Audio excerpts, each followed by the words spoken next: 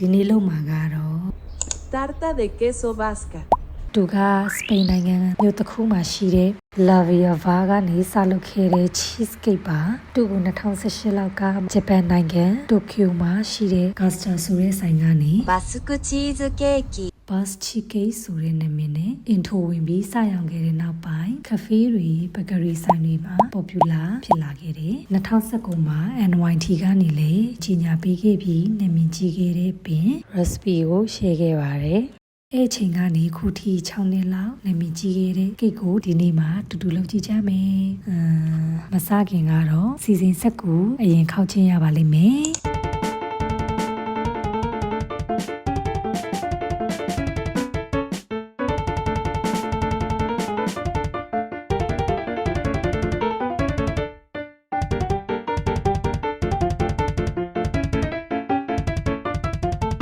ဒီပုံစံလေးဖြစ်ဖို့လိုပါမယ်ဒါမှမဟုတ်ရင်ထုံးစံအတိုင်း recipe နဲ့အချိန်ချိုးစားကတော့ပုံမှာပြထားတဲ့အတိုင်းပဲဆက်လိုက်ကြရအောင်အရင်ဆုံးအနေနဲ့ cream cheese ကိုနည်းနည်းပြုတ်သွားအောင်ယူနေပူပူနဲ့အခုလိုဖြစ်အောင်နေပြီးရင်ပြောင်းကျုံနဲ့တကြားထိမွေပါဒီမှာတကြားမုတ်တုံထားရင်လက်နဲ့မွေလဲရပါတယ်ဒီဗီဒီယိုမှာကတော့ပုံမှန်သုံးနေကြတကြားပဲမို့စက်နဲ့မွေထားတာပါတကြားမုတ်ဆိုရင်စကားစစ်ဖို့မမေ့ပါနဲ့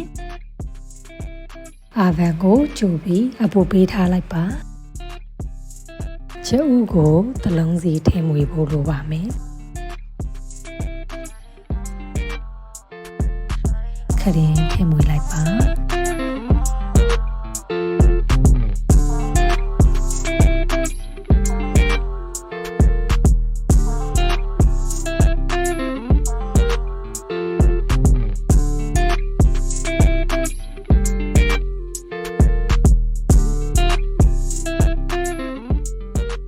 တံပြာရည်15 gram ချိန်လိုက်ပါ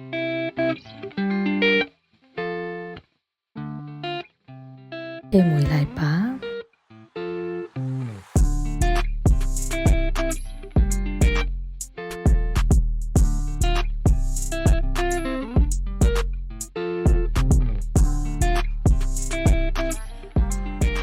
ပြီးရင်တော့စကားချလို့ရပါပြီကိတ်ထွက်လာတဲ့အခါစစ်စစ်တွေမဖြစ်စေချင်လို့စကားချခြင်းဖြစ်ပါတယ်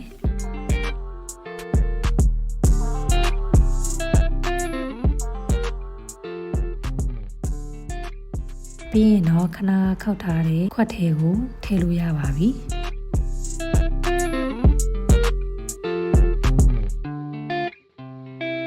သူ့ကိုဖိုးရဲထည့်တဲ့အခါမှာအပူချိန်နဲ့ကြာချိန်ကိုတော့ဂရုစိုက်ဖို့လိုပါလိမ့်မယ်အခုပုံလို့ရွရွလေးဖြစ်ချင်ရင်တော့အပူချိန်250နဲ့မိနစ်20ပဲဖုတ်ဖို့လိုပါတယ်အခုလိုရေခဲမုန့်လိုဖြစ်ချင်ရင်တော့အပူချိန်230နဲ့မိနစ်20ဖုတ်ပြီး250မီးမြင့်ပြီး5မိနစ်10မိနစ်ပြန်ဖုတ်ပြီးရပါပြီ။ခိုးတွေကထွက်ချင်တော့အခုလိုတုံလေးဖြစ်နေလိမ့်မယ်။အပြင်မှာ3နာရီလောက်ထားပြီးရင်ရေခဲတက်တာအေးခံနဲ့3နာရီ4နာရီအနည်းဆုံးထားပြီးရပါမယ်။ညထားရင်ပိုကောင်းပါတယ်။ကိတ်ကဂျုံနဲ့ချက်ဥအနည်းငယ်ပဲပါတဲ့အတွက် cheese ကြိုက်တဲ့သူတွေအရင်ကြိုက်မဲ့ကိတ်တစ်ခုဖြစ်ပါတယ်တခြား cheese cake တွေထက်လည်းလုပ်ရတာလွယ်ကူပါတယ်အဓိကဂရုစိုက်ရမှာကတော့အပူချိန်နဲ့ baking time ပဲဖြစ်ပါတယ်ဒီ cake ကိုစားဖို့တဲ့သူတိုင်း bad review ပေးထားတာမရှိသလောက်ရှားပါတယ်ဆိုတော့အခုဒီဗီဒီယိုမှာ recipe ရောလုပ်နည်းရောအပြည့်အစုံရှိပြီဆိုတော့ try ဖို့စိတ်ကူရှိကြမယ်လို့ထင်ပါတယ်ကိုယ်တိုင်မလုပ်ချင်ဘူးဆိုရင်တော့ Facebook page ကနေလည်းမှာယူလို့ရပါတယ်